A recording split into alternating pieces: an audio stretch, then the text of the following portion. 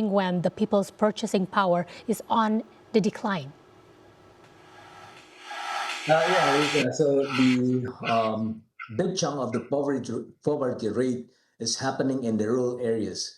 So when we expand the economic opportunities to the rural areas, so it actually increase the income from the rural compared to the urban areas. So the improvement basically coming from the rising rural incomes, particularly among farmers, as we can see the reflection from the farmers exchange rate, the or in bahasa we call it nilai tukar petani, NTP. So higher NTP means that we have a higher welfare effect for the farmers.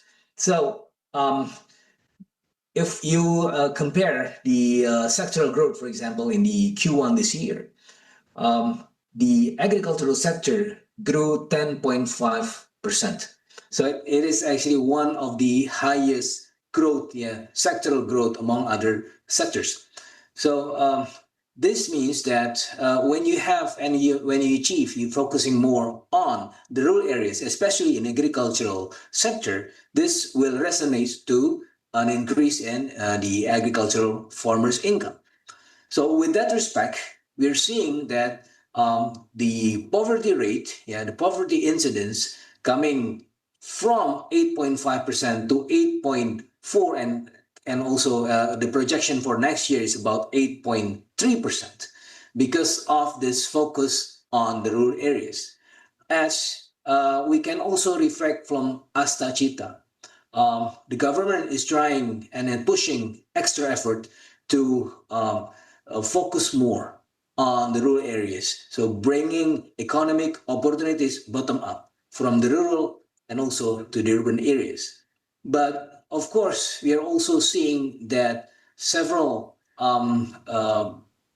especially in the big cities, we are seeing that the income for the people in cities, in urban areas, are not so promising because of the complexity coming in the urban areas. But at least we can actually reduce the poverty incidence, the poverty rate, through focusing more on the agricultural sector. So if we focus more on the agricultural sector, the first direct scenario, direct impact should be for the rural people. The rural income will be increasing. But for the second stage, because we are actually increasing the production in the agricultural sector, this will also create positivity to the urban people, because when we produce more, especially in the agricultural product, the people even in the urban areas will be having cheaper goods from the rural or farming areas. So in that sense, the purchasing power will be better off, and also in the urban areas. So with that in mind, we can actually put two sectors, put two dimensions in place: the rural areas and also in the urban areas. So of course, this should be an ongoing task for the government, because the aim for the government is to reach 0% of the extreme poverty. Now it's about 0.8%. So it's a long way to go. But we are there. We are on the right track. And the roadmap is actually quite clear, Luisa. Thank you so much for that. Explanation right there, Pak Fitra. Now, as of March 2025, Indonesia's extreme poverty rate was 0.85%, or 2.38 million people, and this is also an improvement from 1.26% back in March last year. So as you have mentioned just now, what is next then? What will the government do to ensure that its target of cutting the extreme poverty rate down to 0% next year can be achieved? What will be the next steps? So the bigger picture should be coming from the government effort to create economic opportunities. So as we can already see in the Asta Cita, industrialization is becoming a mantra. So when you push the industry, this will create economic opportunities, especially for the formal sectors. Nowadays, we are seeing that the informalities actually expanding. Why? Because the formal sectors is quite in constraint. So therefore, with the ongoing process of the government pushing the industry, this should be creating economic opportunities, should expand formal sectors, and of course, this will reduce poverty and also extreme poverty.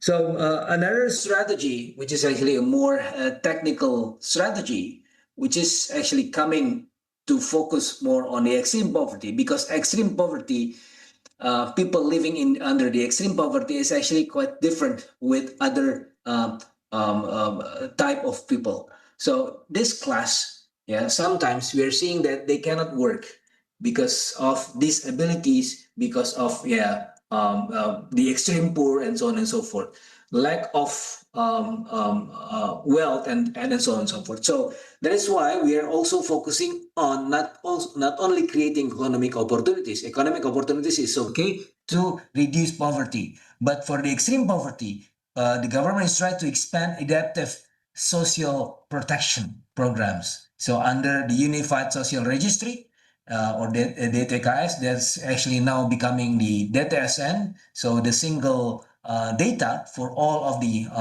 social benefits. So it is actually ensuring focus and accurate targeting.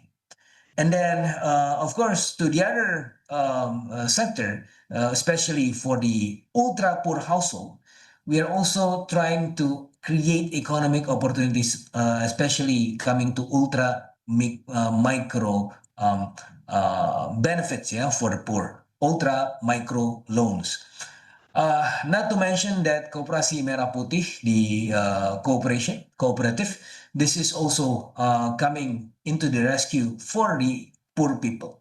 Of course, again, for the extreme poverty, this is actually another task.